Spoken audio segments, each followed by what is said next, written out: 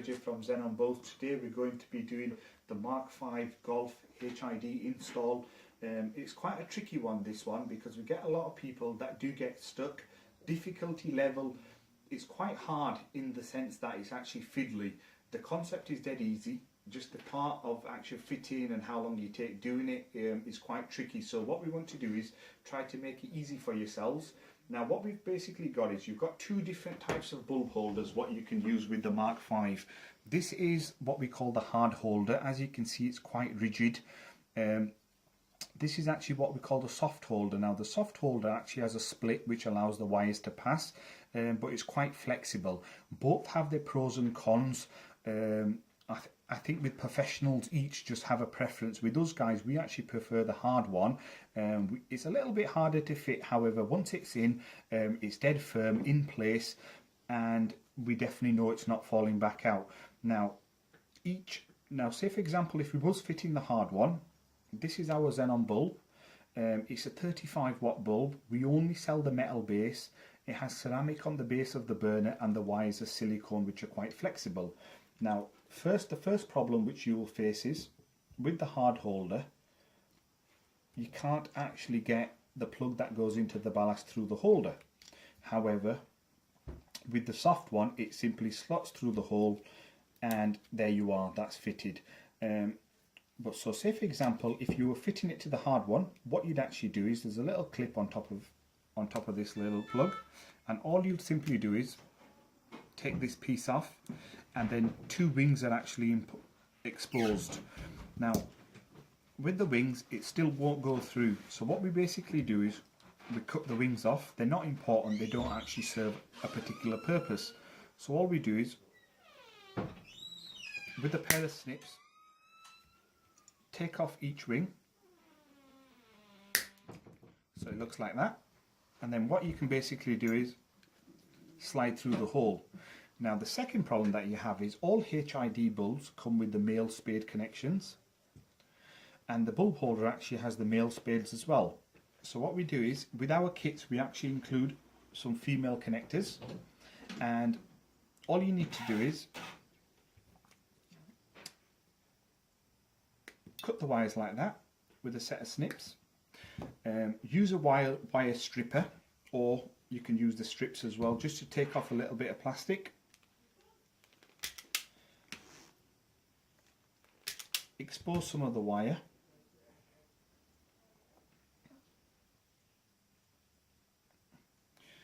And crimp that into place.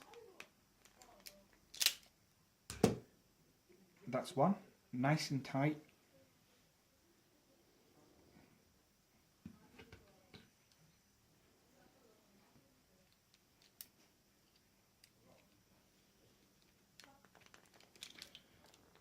And that's the second one in place, yeah. So we've got them on. So the piece that we cut on, it's no longer needed. We don't need that anymore.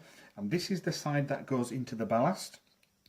And if you have a look, because it's got the rubber waterproof grommet, it's still a very tight fit.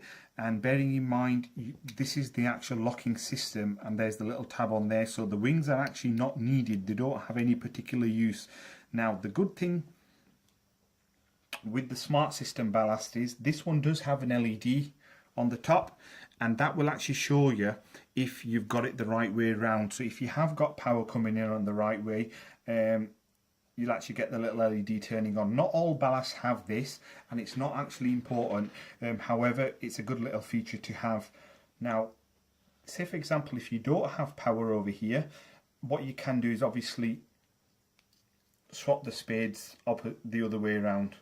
Now, so that's that connected there. That's your amp connectors. They plug in.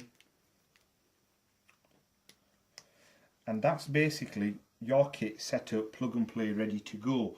Now, saying that, that's the easy part. That's all done. That's you all set up. The second part is actually twisting your bulb in.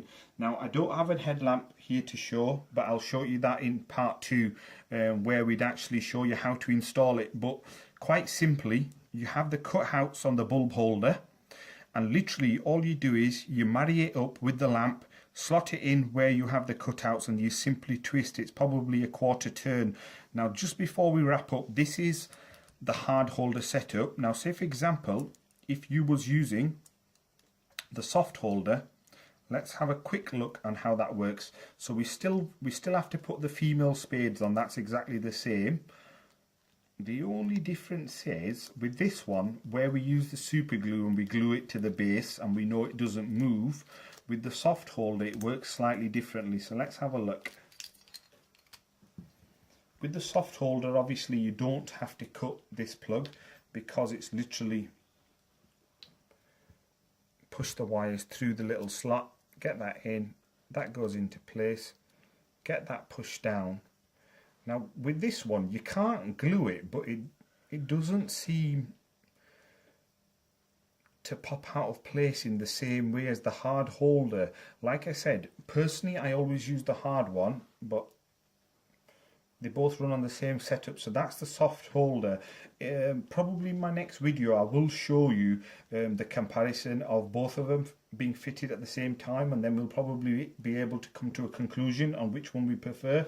But exactly the same, plug that in and that's you guys ready to go. We've got both spades on, the female spades connectors on, and they're on nice and firm. With the crimp tool, I'd probably squeeze it as hard as you can because you only get 4 with the kit and you don't want to basically waste them. So once they're on, this is the plug that I've already cut the wings.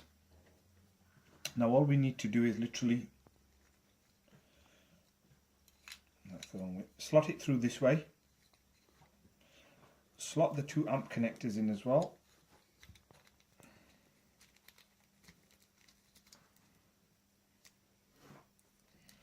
and basically push all the wiring through the center of the bulb holder, push the rubber grommet in as well, and then literally we're left with the bulb.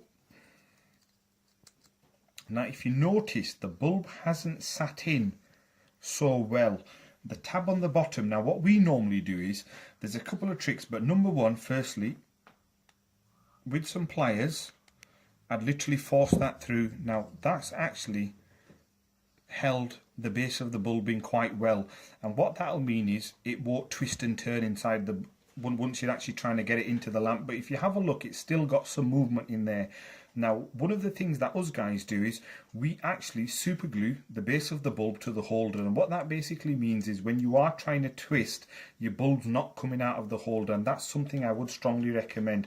Second of all, they're the 2 pins that make connection inside the lamp itself, and what I'd basically do is they come slightly open, and all I'd do is I'd literally close the mouths, and what that will mean is you'd get a better connection. It'd be slightly easy. So that's the bit that makes connection inside the lamp. Here's your 2 female connectors, and what we want to do is get one on each side, bearing in mind at this moment of time we don't know which is live and earth for these pins. That's the other side of the plug, and all we want to do is, let's get the clip back over the top again. If it doesn't go on, it's not an issue as well.